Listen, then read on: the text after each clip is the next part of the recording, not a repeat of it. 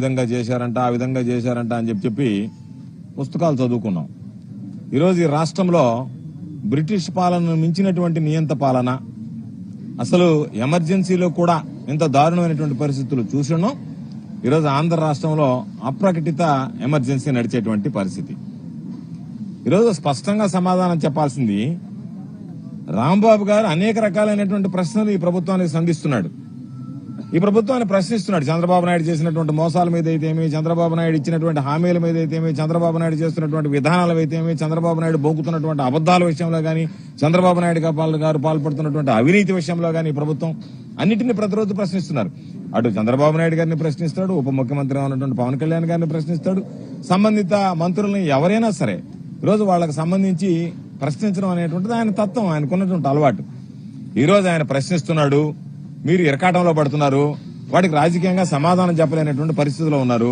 కాబట్టి మీరు ఈ రోజు ఒక పోలీసును ప్రయోగించి ఇళ్ల మీద దాడులు చేయించి, వాళ్ళ ప్రోద్బలంతో పోలీసు దగ్గరుండి దాడులు చేయించి ఈరోజు మీరు చేస్తున్నటువంటి ఈ రావణ కాష్టం లాంటి ఈ ఏదైతే ఈరోజు మీరు నాంది పలికారో, భవిష్యత్తులో దీనికి సంబంధించినటువంటి భారీ మూల్యం చెల్లించుకోవాల్సినటువంటి పరిస్థితి ఏర్పడుతుంది. నేను అనేక సందర్భాలలో ఇప్పటికే జరిగినటువంటి అనేక సమావేశాల్లో చెప్పాం, తెలుగుదేశం పార్టీ వాళ్ళు ఈరోజు పోలీసులను పెట్టుకుని పోలీసుల అండతో వచ్చి కుటుంబ సభ్యుల మీద దాడులు చేయడం, వ్యక్తిగతంగా దూషించడం, అదేవిధంగా మాట్లాడడం ఆ రోజు మొత్తం చూసాం, అందరం చేశాం. శనివారం నాడు మా నాయకుడు జగన్మోహన్ రెడ్డి గారి పిలుపు మేరకు మీరిచ్చినటువంటి లడ్డు ప్రసాదం ఏదైతే ఉందో దానికి సంబంధించినటువంటి జంతు కొవ్వు కలిసిందని సాక్షాత్తు ఒక ముఖ్యమంత్రిగా ఉన్నటువంటి వ్యక్తి అబద్దాలు మాట్లాడి ఆ పవిత్రమైనటువంటి ప్రసాదాన్ని అపవిత్రం చేసినటువంటి నేపథ్యంలో ఆ రోజు అందరం దేవాలయాల దగ్గర పూజలు చేశాం. పూజలు చేసి వస్తే మీరు తట్టుకోలేక, భరించుకోలేక ఈరోజు రాంబాబు గారి మీద ఎన్ని రకాలైనటువంటి దాడులు చేశారు. చివరికి పోలీసులను పెట్టారు, నిలువరించారు, రకరకాలైనటువంటి కేసులు బనాయించారు, అన్నిటిని ఎదుర్కొన్నాడు, అన్నిటికీ సమాధానం చెప్పాడు. ఎక్కడా కూడా మీరు కేసులు పెడుతున్నారు కదా అని చెప్పి ఎక్కడా కూడా పారిపోవడం చేయలేదు.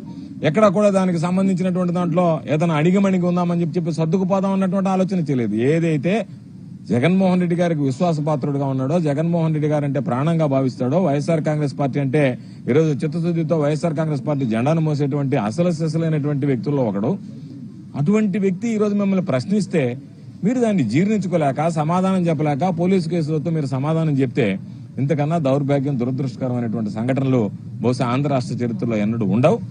కాబట్టి ఈ రోజు చంద్రబాబు నాయుడు అనుకుంటున్నాడు నేను సమాధానం చెప్పలేనటువంటి పరిస్థితుల్లో. 19 నెలల కూటమి పాలన ఒకసారి చూస్తే అధ్వానమైనటువంటి పరిస్థితికి చేరుకుంది. కాబట్టి ఇటువంటి పరిస్థితుల్లో చంద్రబాబు నాయుడు సమాధానం చెప్పలేక ప్రజలకి, ఎవరైతే ప్రజలకు సంబంధించి అండగా వాళ్ళకు ఉన్నటువంటి వాటిని ఈరోజు చెప్పాం, అధికార పక్షంలో ఉన్నా ప్రతిపక్షంలో ఉన్నా వైఎస్ఆర్ కాంగ్రెస్ పార్టీకి సంబంధించినటువంటి మేమందరం అంబటి రాంబాబు గారితో సహా ప్రజల పక్షమే, ప్రజల పక్క నిలిచేటువంటి వాళ్ళమే. కాబట్టి అటువంటి వ్యక్తిని జగన్మోహన్ రెడ్డి గారు చెప్పినట్టుగా పులి అని చెప్పి గుర్తుపెట్టుకోండి అన్నమాట. ఎందుకు చెప్తున్నామంటే గర్జించే సింహం కన్నా గాయపడ్డ సింహం మరీ ప్రమాదం, గుర్తుంచుకోండి. నేను చెప్తున్నా, చంద్రబాబు నాయుడు గారికి చెప్తున్నా, పవన్ కళ్యాణ్ గారికి చెప్తున్నా, లోకేష్ గారికి చెప్తున్నా, తెలుగుదేశం పార్టీ నాయకులకు చెప్తున్నా, తెలుగుదేశం పార్టీ కార్యకర్తలకు చెప్తున్నా, గర్జించే సింహం కన్నా గాయపడ్డ సింహం ప్రమాదం, గుర్తుంచుకోండి. కాబట్టి నిన్నటిదాకా మీరు గర్జించినటువంటి సింహాన్ని చూశారు, రేపు గాయపడ్డటువంటి సింహం వచ్చిన తర్వాత మీరు తట్టుకోలేరు అనేటువంటి విషయాన్ని గుర్తుంచుకోండి. అంబటి రాంబాబు గారి విషయంలో ఇప్పటికే మీరు అనేక రకాలైనటువంటి మమ్మల్ని అందరినీ జైల్లో పెట్టారు, మేమందరం జైల్లో ఉన్నాం. ఏది ఏమైనా సరే ఈరోజు పాపం చంద్రబాబు నాయుడు అనుకున్నాడు వీళ్ళందరినీ జైల్లో పెడితే వీళ్ళు భయపడిపోతారు, లేదా వీళ్ళకి సంబంధించినటువంటి ఆ చరిత్ర అక్కడికి ఆగిపోతుంది, మనల్ని ప్రశ్నించే వాళ్ళు లేరు అనుకున్నారు. కానీ చంద్రబాబు నాయుడు చేసినటువంటి ఈ కార్యాల వల్ల, అణగదొక్కాలనేటువంటి ఆలోచన వల్ల తదుపరి నెక్స్ట్ జనరేషన్ ఈరోజు వెంటనే రాజకీయాల్లోకి వచ్చి ప్రజల్లోకి వచ్చి మాట్లాడేటువంటి అవకాశం కలిగింది, ప్రజా జీవితంలోకి వచ్చి మాట్లాడగలిగారు. నేను వెళ్ళినప్పుడు పూజితం ఎట్ట మాట్లాడిందో ఈరోజు రాంబాబు గారి బిడ్డ మౌనికమ్మ అదే స్థాయిలో మాట్లాడేటువంటి పరిస్థితి ఏర్పడింది. ఆమె మాట్లాడినటువంటి ఏ ఒక్కదానికైనా మీరు సమాధానం చెప్పగలుగుతున్నారా? కేంద్ర మంత్రి సమాధానం చెప్పగలిగాడా? శాసనసభ్యులు సమాధానం చెప్పగలుగుతున్నారా? తెలుగుదేశం పార్టీకి సంబంధించినటువంటి నాయకులు సమాధానం చెప్పగలుగుతున్నారా? ఇది అక్రమమో, ఇది అవినీతి, ఇది అన్యాయమో, ఇది అనైతికమో అని చెప్పి ఆ పాప మాట్లాడినటువంటి దానికి ఒక్కదానికైనా మీరు సమాధానం చెప్పేటువంటి పరిస్థితిలో ఉన్నారు అని అంటేనే మీరు చేసినటువంటిది అన్యాయం, అక్రమం అనేటువంటిది ప్రజలకు అర్థమైపోయింది. ఈరోజు మేము మాట్లాడడం కాదు, తెలుగుదేశం పార్టీకి సంబంధించినటువంటి వాళ్లే, కరుడు కట్టినటువంటి తెలుగుదేశం పార్టీ వాళ్లే రాంబాబు లాంటి వాడిని తీసుకెళ్లి లోపల వేయడం ఏంటి అనేటువంటి మాట్లాడేటువంటి పరిస్థితి ఏర్పడింది. రాంబాబు గారు ఎప్పుడైనా కూడా కక్ష సాధింపులకు పాల్పడేటువంటి వాడు కాదు. సరదాగా సంభాషణ సరదాగా ఉండేది, వ్యక్తితో గడిపినా సరదాగా ఉండేది. నాకు చాలా సంబంధాలు ఉన్నటువంటి మనిషి. నెల్లూరు జిల్లాకి ఇన్ఛార్జి మంత్రిగా పనిచేశాడు. నెల్లూరు జిల్లాకి ఇన్ఛార్జి మంత్రిగా పనిచేస్తే ఆ నెల్లూరు జిల్లాలో ఉన్నటువంటి ఆ 2 సంవత్సరాల పరిచయాల్లో ఇప్పటికీ కూడా పాపం ఆ స్థానికంగా ఉండేటువంటి వైఎస్ఆర్ కాంగ్రెస్ పార్టీ నాయకులు ఆ ప్రాంతంలో కలవరిస్తారు. ఆయన పలకరించే తీరు గాని విధానం గాని. అటువంటి వ్యక్తిని ఈరోజు మీరు ఏదో ఆ కుటుంబానికి సంబంధించినటువంటి అప్రతిష్ట పాలు చేయాలని చెప్పిన మరొక రకంగా మీరు అనుకున్నారు. ఏమీ ఇబ్బంది లేదు, మీ ఆశలేం ఫలించవు. మీరు పైశాచిక ఆనందం పొందాల్సిందే తప్ప అంబటి రాంబాబు గారు గాని అంబటి రాంబాబు గారి కుటుంబం గాని ధైర్యంగా ఉంది, ఆరోగ్యంగా ఉన్నాడు రాంబాబు గారు. కాబట్టి ఇది మంచి పద్ధతి కాదు అనేటువంటి విషయాన్ని సందర్భంగా తెలియజేస్తున్నా. ఏది ఏమైనా సరే ఈ ప్రభుత్వం గుర్తుంచుకోవాల్సింది, మీకున్నటువంటి ఈ పదవి ఏదైతే ఉందో ఇది తాత్కాలికం, మీ వ్యక్తిత్వం శాశ్వతం. కాబట్టి చంద్రబాబు నాయుడు పదవిని కోల్పోవడమే కాకుండా చంద్రబాబు నాయుడు వ్యక్తిత్వాన్ని కూడా ఈ విషయంలో కోల్పోయాడు. చంద్రబాబు నాయుడు అనేటువంటి వ్యక్తిగా కూడా ఈరోజు ఓడిపోయాడు. చంద్రబాబు నాయుడు రాజకీయాల్లో ఓటమి పాలు కావడం కాకుండా ఒక వ్యక్తిగా, ఒక 40 సంవత్సరాల సుదీర్ఘ అనుభవం ఉన్నటువంటి వాడిని నేను చెప్పేటువంటి వాడివి, నీకున్నటువంటి దుర్బుద్ధి ఏమిటి అంటే చంద్రబాబుకి నన్ను అరెస్ట్ చేశారు, నన్ను లోపల పెట్టారు, కాబట్టి అందరిని అరెస్ట్ చేయాలి. చంద్రబాబు నాయుడు అర్థం చేసుకోలేకపోతున్నాడు. చంద్రబాబు నాయుడు ఎందుకు అరెస్ట్ చేశారు? అక్రమ కేసులు పెట్టో లేకపోతే ఇంకొకరు మాట్లాడితే అరెస్ట్ చేయలే. చంద్రబాబు నాయుడు అవినీతికి పాల్పడినటువంటి ఫైల్ మీద సంతకం పెట్టాడు కాబట్టి చంద్రబాబు నాయుడు అరెస్ట్ చేశారు. మేము ఎక్కడ అవినీతికి సంబంధించినటువంటి ఫైల్ మీద సంతకాలు పెట్టలేదే, దానికి సంబంధించి మా పాత్ర లేదే. ఏదో దేవస్థానానికి వెళ్లి పూజ చేయించుకుని వస్తుంటే పోలీసులు అనేటువంటి వాడు వాళ్ళ చేతిలో లాఠీలుంటాయా? పోలీసులు వచ్చి ఆ లాఠీలు ఉండేటువంటి వాళ్ళకి అండగా నిలబడతారా? ఎక్కడైనా ఈ రాష్ట్ర చరిత్రలో ఇటువంటి కార్యక్రమాలు చూసామా? అంటే మీరు తీసుకొచ్చి దుర్భాషలాడి ఒక మహిళ ఏ విధంగా మాట్లాడింది రాంబాబు గారి గురించి, రాంబాబు గారు ఏంది, రాంబాబు గారి స్టేచర్ ఏంది, ఏ స్థాయిలో ఆయన రాజకీయాలు చేశాడు, ఎంత సుదీర్ఘమైనటువంటి అనుభవం ఉంది, అటువంటి వ్యక్తిని పట్టుకుని మాట్లాడిన తర్వాత ఆయన చెప్పాడు, ఆ ఆవేశంలో చిన్న పొరపాటును నేను జారాల్సిందిగా దాన్ని వెనక్కి తీసుకుంటానంట. ఏం చెప్పాడు? నేనేమి అరెస్టులకు ఇంకొక దానికి భయపడటం లేదు, నా మనస్సాక్షి చెప్పింది కాబట్టి వెనక్కి వచ్చాను. చంద్రబాబు నాయుడు గారు నేను అనలేదు అన్నాడు. లేని మాటలు నేను అనలేదు అన్నా కూడా అన్నారు అని చెప్పి అన్వయించుకునేటువంటి స్థితికి ఈరోజు తెలుగుదేశం పార్టీ దిగజారిపోయి ఏదో కారణాలు చూపించి అంటే రాంబాబు గారిని అరెస్ట్ చేయాలి, రాంబాబు గారిని అరెస్ట్ చేయడానికి ఒక కారణం కావాలి, ఆ కారణాన్ని మీరు అన్వేషించాలి. ఆ అన్వేషించే ప్రక్రియలో ఇది దొరికింది, దీన్ని ఉపయోగించుకోవాలనేటువంటి ఒక దుర్మార్గమైనటువంటి ఆలోచనతో మీరు పనిచేశారు.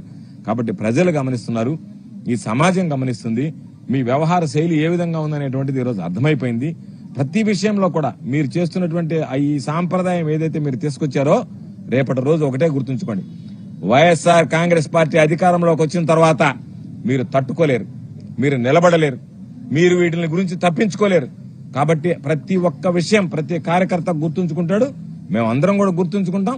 ఈ రోజు మా మీద జరిగినటువంటి దాడులు మేము ఏదన్నా ప్రశ్నిస్తే మమ్మల్ని చంపేస్తారా, మా మీద దాడులు చేస్తారా అంటే మేము మిమ్మల్ని ప్రశ్నించకూడదా, మేము ప్రశ్నిస్తే మేము ఈ సమాజంలో బ్రతకకూడదా అంటే మేము బ్రతికితే మిమ్మల్ని ప్రశ్నిస్తే మేము బ్రతకడమే మమ్మల్ని కడతేర్చాలనేటువంటి ఆలోచనతో మా మీద దాడులు చేసి ఈరోజు రాంబాబు గారి మీద వచ్చినటువంటి దాడిని మేము విజువల్స్ లో చూస్తేనే అనిపించింది. ఎప్పుడైనా ఇంత దుర్మార్గం, మనుషులను ఇళ్ల మీదకి పంపించడం ఏంది, మనుషులను ఆఫీసుల మీద పంపించడం ఏంది, ఆఫీసులు ధ్వంసం చేయడం ఏంది, ఎదురుగా మాట్లాడేటువంటి విధానం ఏంది, పోలీసులు వాళ్ళని బ్రతిమలాడటం ఏంది, ఒక వ్యక్తిని వచ్చి ఒక వ్యక్తి దూషిస్తా ఉంటే పోలీసులు బ్రతిమలాడటం ఏంది, మరలా తీసుకెళ్లి ఆ వ్యక్తి మీదనే కేసు పెట్టి జైల్లో పెట్టడం, ఇవన్నీ కూడా ఎంత దుర్మార్గం అంటే నిజంగా మీకు చిత్తశుద్ధి ఉంటే ఆ రోజు వచ్చినటువంటి ఇంటి మీద దాడి చేసినటువంటి వాళ్ళని వెంటనే రిమాండ్ చేయాలి, వాళ్ళ మీద లాఠీ చార్జ్ చేయాలి.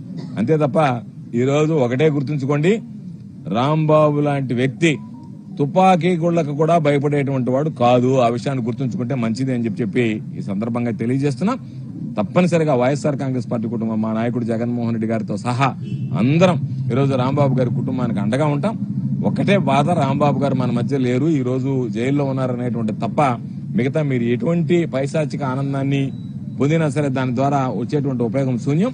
కాకపోతే ఈ రోజు మీరు తీసుకున్నటువంటి ప్రక్రియల ద్వారా రేపు రాబోయేటువంటి రోజుల్లో మీరు మీ కుటుంబం ఎన్ని ఇబ్బందులు పడతాయో, ఈ రోజు ఆ కుటుంబం ఎంత మానసిక వేదన గురవుతుందో అంతకి 10 రెట్లు మీ కుటుంబాలు రేపు మానసిక వేదన గురేటువంటి పరిస్థితి ఉంటుంది అనేటువంటిది స్పష్టంగా తెలియజేస్తూ, ఏది ఏమైనా సరే మరొకసారి చెప్తున్నా, చంద్రబాబు నాయుడు అవలంబిస్తున్నటువంటి ఈ ప్రజా వ్యతిరేక విధానాలు, స్వార్థ ప్రయోజనాలు, ప్రశ్నించే వాళ్ళని నేను ఏదో పాతకాలంలో చూసే నియంత్రణ హిట్లర్ లాంటి వాళ్ళని, వాళ్ళకన్నా దారుణంగా ఈరోజు నిన్ను ప్రశ్నిస్తేనే తప్పు అని చెప్తే నువ్వు చేసినటువంటి నిర్వాకాలు ఆ విధంగా ఉన్నాయి, నువ్వు ఉద్ధరించేటువంటి పనులు ఆ విధంగా ఉన్నాయి, నువ్వు చేసేటువంటి ప్రతి ఒక్కటి మోసము, ప్రతి ఒక్కటి అబద్ధము, అవినీతి, అనైతిక కార్యక్రమాలు తప్ప ఏమీ చేయలేనటువంటి నిన్ను ఖచ్చితంగా ప్రశ్నిస్తాం, ప్రశ్నించి తీరుతామని చెప్పి ఈ సందర్భంగా తెలియజేస్తూ అంబటి రాంబాబు గారి మీద మీరు చేసినటువంటి దాష్టికం గాని అరెస్టును గాని వైఎస్ఆర్ కాంగ్రెస్ పార్టీ పక్షాన అందరం ఖండిస్తున్నాం.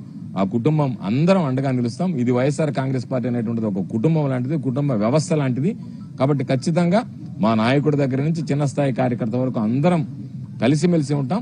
ఎటువంటి పరిస్థితి వచ్చినా సరే దాన్ని సమర్థవంతంగా ఎదుర్కోవడానికి, తిప్పికొట్టడానికి అందరం ఐకమత్యంగా ఒకే త్రాటి మీద నిలిచి అందరం కూడా ఆ కుటుంబానికి అండగా నిలవడం జరుగుతుంది. అందుకోసం ఈ రోజు వచ్చి అందరితో కలిసి ఆ కుటుంబ సభ్యులకు పరామర్శించడం జరిగిందని చెప్పి ఈ సందర్భంగా తెలియజేస్తూ మరొకసారి అందరు మీడియా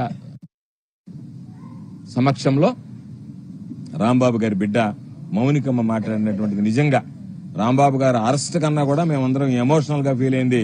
ఆ బిడ్డ ధైర్యంగా వచ్చి ఈ రోజు ప్రశ్నించేటువంటి విధానం, ప్రశ్నిస్తున్నటువంటి తీరు, స్పష్టత, దానికి ఈరోజు ప్రభుత్వం సమాధానం చెప్పలేక ఆ పాపకి రాజకీయ అనుభవం లేదు, వచ్చి నేరుగా తండ్రికి సంబంధించినటువంటి అన్యాయానికి సంబంధించి, మీరు చేసినటువంటి దాడులకు సంబంధించి, మీరు చేసినటువంటి దుర్మార్గాలకు సంబంధించి ప్రశ్నించేటువంటి పరిస్థితుల్లో మీరు సమాధానం చెప్పలేక నిలబడిపోతున్నారు.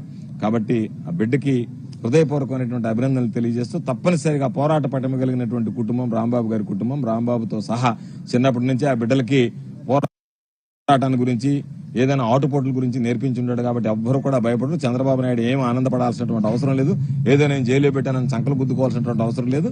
ముందుంది ముసళ్ల పండగ అన్నట్టుగా ఆ చంద్రబాబు నాయుడు గుర్తుపెట్టుకోవాల్సింది, ఎన్ని కుటుంబాలైతే మీరు గోడు మనిపించారో, ఎన్ని కుటుంబాలైతే ఇబ్బందులు పెట్టారో లెక్క మీరు కూడా రాసుకుంటూ ఉండండి. దానితో పాటు మీరు అంతకు 10 రెట్లు ఇబ్బంది పడేటువంటి రోజు పరిస్థితి మీకు వస్తుందని చెప్పి ఈ సందర్భంగా హెచ్చరిస్తూ మరొకసారి రాంబాబు గారి పట్ల జరిగినటువంటి దాడి గాని, రాంబాబుని అరెస్ట్ చేయడాన్ని గాని మేమందరం ముక్త కంఠంతో ఖండిస్తున్నాం.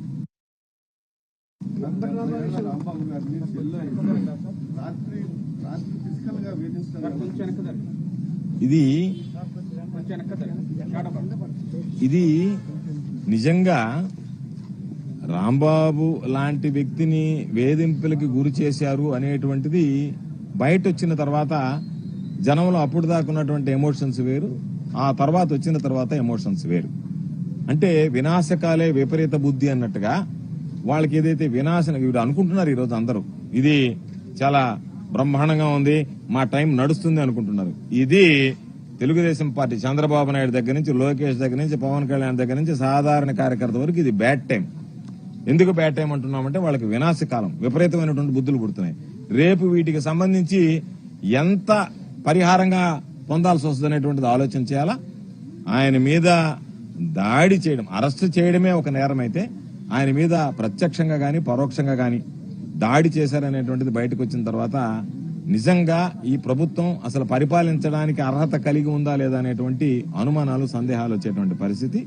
ఇవి ఎక్కడా కూడా ఎవ్వరు కూడా, తెలుగుదేశం పార్టీ వాళ్ళు కూడా ఈరోజు ప్రశ్నించేటువంటి పరిస్థితిలో ఉన్నారు. ఈ విధానాలు బాగలేవని చెప్పి దీన్ని ఎవ్వరు కూడా ఈ సమాజంలో హర్షించారు.